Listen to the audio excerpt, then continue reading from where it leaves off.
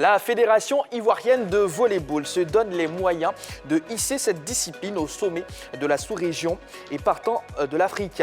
C'est dans ce cadre que la FIVB a noué un partenariat avec la Fédération sœur émirati. Un mariage selon les dirigeants fédéraux qui contribuera efficacement au développement de ce sport sur toute l'étendue du territoire national.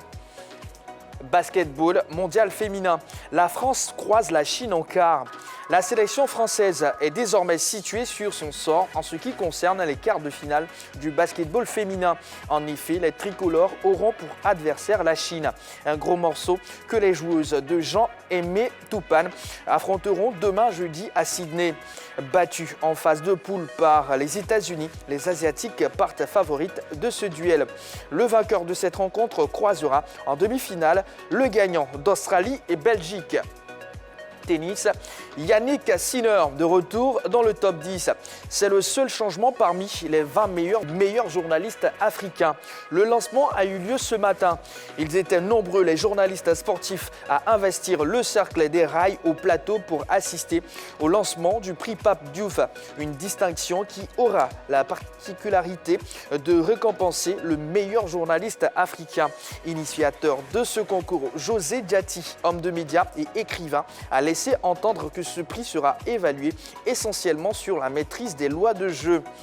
Pour l'édition 0, 3 prix seront attribués, dont le plus gros lot sera accompagné d'une coquette enveloppe de 500 000 francs CFA et un matériel didactique.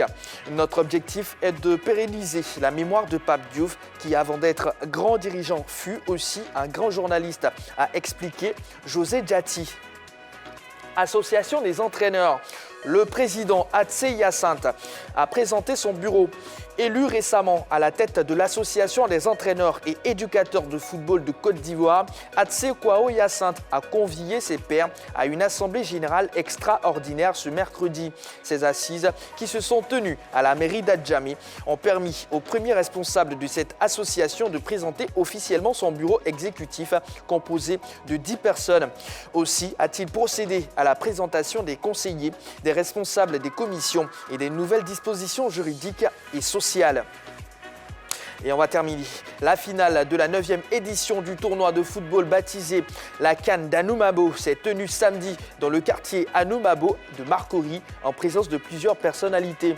Le thème retenu cette année était l'intégration, facteur du vivre ensemble.